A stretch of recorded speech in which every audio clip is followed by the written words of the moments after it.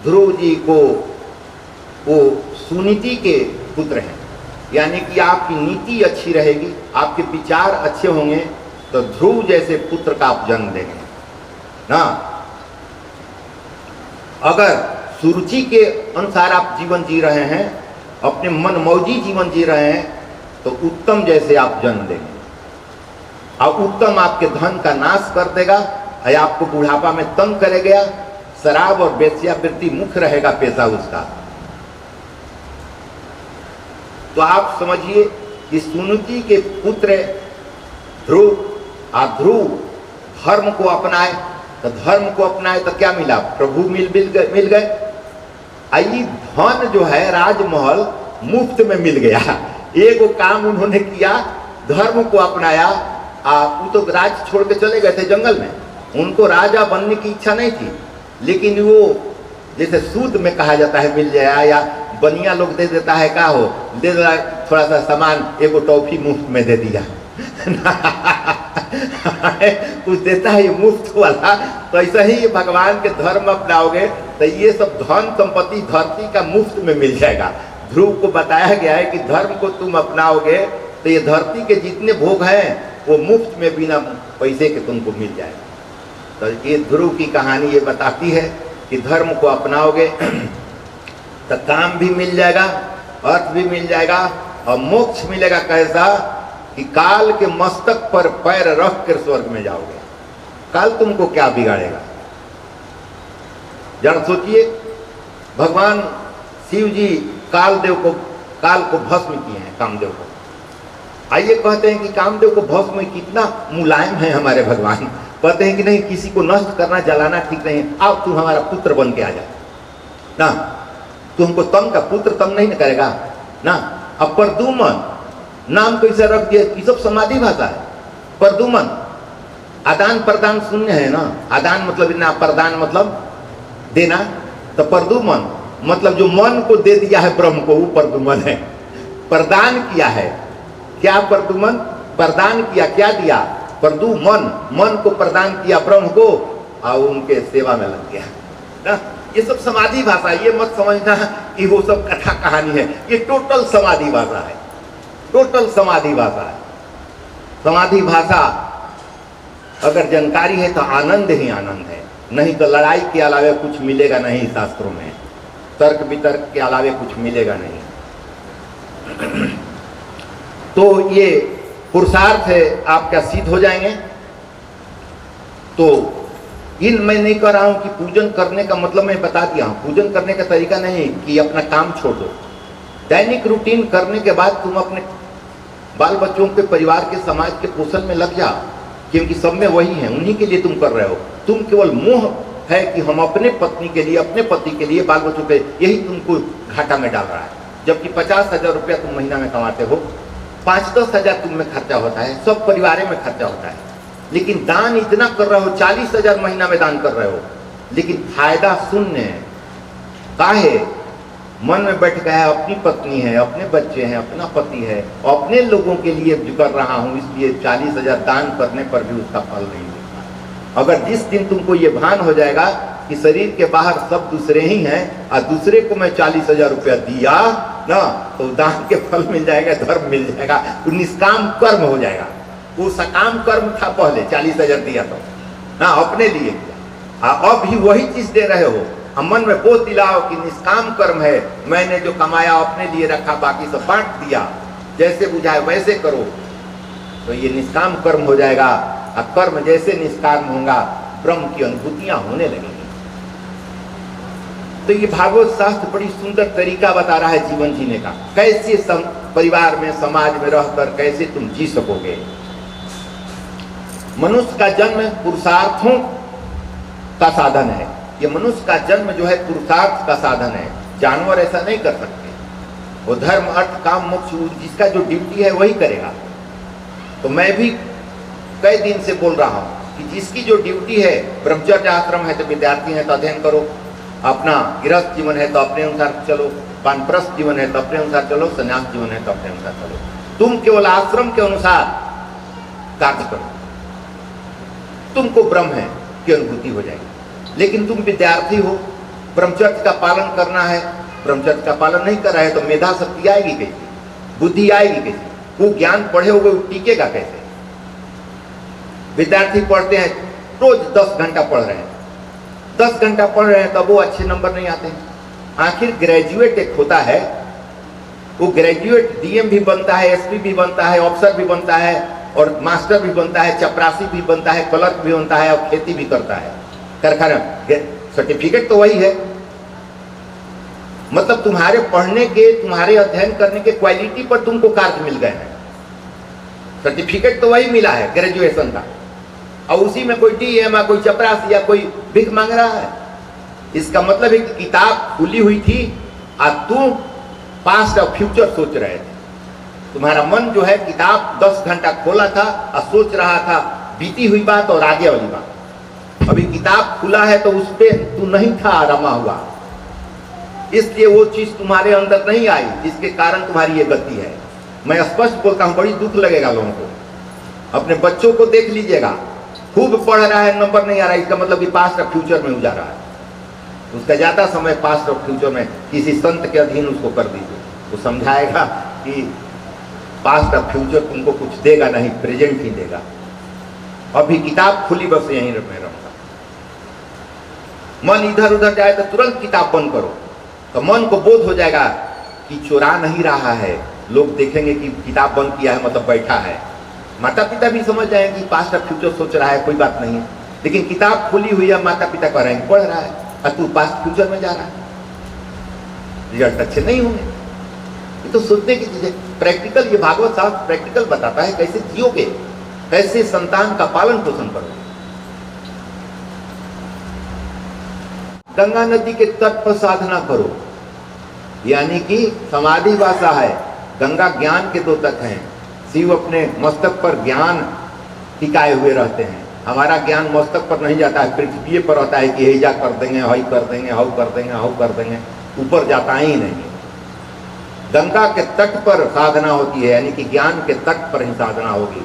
नर्मदा के तट पर साधना होगी ना। नर्मदा का मतलब होता है नर नर्मदा, मानी कि आत्मा के तट पर साधना करी। नर्मदा, नर नर्मदा, नर है नर्मदा है। जब बोध हो जाएगा कि स्त्री पुरुष है ही नहीं, तब वहां साधना करोगे तो सब फलीभूत होगा। ये सब समाधि भाषा है, ये साधारण भाषा नहीं है।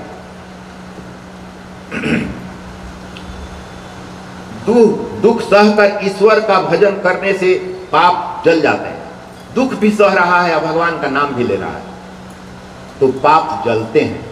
इसलिए तुम्हारे पास दुख है तो भी प्रभु में लगा रहो कि हमारे प्रारब्ध के अनुसार ही प्रभु ये दुख आया है, आपका इसमें क्या दोष है? मेरे कर्मों का फल है, मेरे कर्मों का फल है। केवल प्रभु इतनी शक्ति दीजिए कि मैं सह सकूं इस कष्ट को। पाप वासना अज्ञान से जागती है, पाप की वासना अज्ञान से जागती है। ज्ञान जब होगा तो पाप हो गए ही नहीं। सूर्य जब उदय होगा तो अंधकार स्वतः खत्म हो जाएगी। अंधकार के लिए कुछ करने की जरूरत नहीं है, सूर्य को उदय होने दो। जैसे ही सूर्य आएंगे ज्ञान होगा, अंधकार स्वतः विलुप्त हो जाएंगे। और अज्ञान मूल अहंकार है, अज्ञान होगा तो अहंकार होगा। अहंकार की उत्पत्ति अज्ञान से होती है, क्योंकि मैंने किया। अगर ज्ञान होता तो कहते कि अंदर वाला किया, अंदर जो नहीं लौक रहा है वो किया है, मैं नहीं किया है, तो अहंकार खत्म हो जाता। मन तथा इंद्रियों की एकाग्रता को ही तप कहते हैं। मन और इंद्रियों की एकाग्रता जो है उसी को तप कहते हैं। ब्रह्मचर्य, सम, मन का नियम, सम दम, ये नियम के बारे में बताया जा रहा है। मन की स्थिरता, दान, सत्य, शौच, यम, नियम आदि से पाप की वासना नष्ट हो जाती है। ये बताया गया है, अष्टांग योग बताया है। 16 तरह के हैं, लेकिन 8 को भगवान बुद्ध ने उसमें 8 को कर दिया। 8 को में यम का, 5 को, 5 को नियम का, 10 को, 6 को बाकी, 16 को भी है। लेकिन लोग कहता है कि अष्टांग योग है, लेकिन वो भी 16 है, क्योंकि यम का 5 है, सत्य, अहिंसा, आस्तेय, अपरिग्रह, ब्रह्मचर्य ना। मैं लोगों से कहता हूँ यम लोक में जमदूत से दोस्ती करोगे, अगर जमदूत से दोस्ती करोगे तो मृत्यु का भय नहीं होगा। तो यम के 5 है, अहिंसा, सत्य, अस्तेय, अपरिग्रह, ब्रह्मचर्य। कि पांचों का अगर पालन करते हो तो जमदूत से, मृत्यु से तुमको भय नहीं लगेगा। मृत्यु आएगी तो तुमको इज्जत के साथ हथकड़ी लगा के नहीं, आराम से ले जाएगी ना। तो सत्य, अहिंसा, सत्य, आत्मा ही सत्य है, सत्य भाषण करेंगे, सत्य कार्य करेंगे, जीवन में सत्य को स्थापित करो। अहिंसा, हिंसा नहीं करेंगे, हत्या नहीं करेंगे, किसी को बात से भी हत्या नहीं करेंगे, किसी को दुखी नहीं करेंगे। अहिंसा का मतलब ये नहीं कि जान मारना।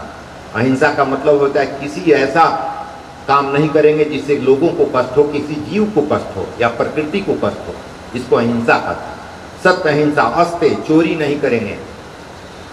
बात को छुपाना चोरी ही कही जाती है, इसलिए ये समाधि सब भाषा है, ऐसा मत। लक्ष्यार्थ है, लक्ष्य का अर्थ क्या होना चाहिए, होना चाहिए।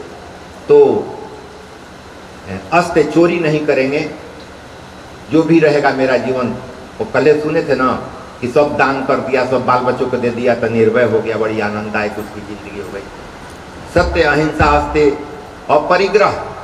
अपरिग्रह मतलब ज़्यादा सामान नहीं रखेंगे, जितना सामान की जरूरत है उतना ही रखेंगे। हमको दैनिक जीवन के लिए जितना सामान की जरूरत है उतना ही रखेंगे, ज़्यादा नहीं रखेंगे। कल मैं उदाहरण दिया था ना कि रुपया हो जाएगा तो 2 सामान लेना है, मार्केट में जाओगे तो 10 को झोला भर के लाओगे, क्योंकि मन तुम्हारा संयमित नहीं है। 2 को चाहिए था और तू 8 को फालतू खरीद के लाया, किस लिए? पैसा के कारण। तो पैसा रहे और विवेक रहे, इसलिए गणेश जी की पूजा की जाती है लक्ष्मी जी के साथ। वो विघ्न विनाशक है, विघ्न आने नहीं देंगे। खाली लक्ष्मी जी की पूजा करोगे तो आएंगी तो उटांग ढंग से तुम्हारा व्यवहार कर देंगे। पैसा आएगा ना तो देख लो मन की चंचलाहट कितना उछलती है मन ना। अगर गणेश जी रहेंगे, उनकी आराधना करोगे, प्रणाम करोगे तो शांति बनाए रखेंगे। इसलिए संतों ने लगा दिया है कि लक्ष्मी जी की पूजा करना है तो गणेश जी के पहले कर लेना ना, तब कर। तो ये सब नियम बताए गए हैं। इस स्कंद में 3 प्रकरण हैं। ध्यान प्रकरण, ये 5वां स्कंद में 3 प्रकरण आएगा। ध्यान प्रकरण, अर्चन प्रकरण और नाम प्रकरण। परमात्मा का ध्यान न किया जाए तब तक मन शुद्ध नहीं होता। कहता है कि ध्यान नहीं करोगे परमात्मा का ना, परमात्मा मतलब है परमात्मा, आत्माओं के समूह को परमात्मा कहते हैं। तभी हम लोगों की आत्माओं जहाँ एक जगह मिल जाती है, जैसे नदियाँ समुद्र में मिल जाती है, उसी तरह सभी आत्माएं जब एकत्रित होती हैं तो वहाँ उसको परमात्मा कहते हैं ना। तो परमात्मा के नाम का स्मरण करने से मन की शुद्धि होती है, मन शुद्ध होता है। और व्रत से द्रव्य की शुद्धि होती है। व्रत करोगे तो द्रव्य की शुद्धि होगी। व्रत बताए हैं बहुत तरह से, फल खा के, नमक खा के भी करता है लोग, फल खा के भी करता है, निर्जली भी करता है, जल पी के करता है। तो व्रत का मतलब होता है अपना नियम का पालन करना, कैसे कैसे हमको करना है, संकल्प है ये काम से हम करेंगे, ये पूजन चाहे ऐसे प्रभु का स्मरण करते रहेंगे। व्रत से द्रव्य की शुद्धि होती है किंतु मन की शुद्धि नहीं होती। रुपया अगर दान करोगे द्रव्य से तो कहता है कि द्रव्य की शुद्धि होगी व्रत से, लेकिन मन की शुद्धि नहीं होगी। मन की शुद्धि तब होगी जब ध्यान करोगे, बगैर ध्यान से मन की शुद्धि नहीं होगी। ध्यान से मन की शुद्धि कैसे हो जाएगी? ये सब समाधि भाषा में कहा था न कल कि एक पाना में मैं एक दिन भर बोलूँगा एक पेज में ना, तो इसलिए 1000 दिन लगेगा भागवत हमसे सुनने में ना। 7 दिन में ये पूरा नहीं हो सकता ना। तो कहता हूँ कि ये ध्यान करोगे तो मन की शुद्धि होगी। ध्यान करोगे तो मन की शुद्धि कैसे होगी? ध्यान करोगे तो मन शांत हो जाएगा। अरे मतलब यहाँ बैठे हैं, पास्ट फ्यूचर है, पास्ट फ्यूचर जब प्रेजेंट में आएगा तो शुद्ध होकर आएगा। जो भी काम कर रहे हो ये तो ध्यान से कहता है झाड़ू भी देना है तो झाड़ू और गंदगी पर ध्यान दो। एक झाड़ू टूटे नहीं और गंदगी छूटे नहीं। और झाड़ू दे रहे हो मन इधर उधर है तो झाड़ू टूटेगा और गंदगियों के में छूटेगा। तो तूने कार्य नहीं ठीक से किया। लगता है कि दूसरे के घर में झाड़ू दिए ना, दूसरे के घर में झाड़ू ऐसा ही देता है ना, उन्हें सोचते रहता है दे देता है, जल्दी जल्दी आता है लोग दे देने ना। इसका मतलब ध्यान नहीं कर रहा है, मन शांत उसका नहीं है, मन दूसरे के घर में है और इस घर में झाड़ू दे रहा है ना। तो मन की शुद्धि नहीं होगी। अब मन की शुद्धि नहीं होगी तो सारे कुछ रहस्य मिलेंगे ही नहीं ना। दान करने से भगवान की प्राप्ति नहीं होती, दान का फल है लक्ष्मी, मतलब जो चीज दोगे वो मिलेगा।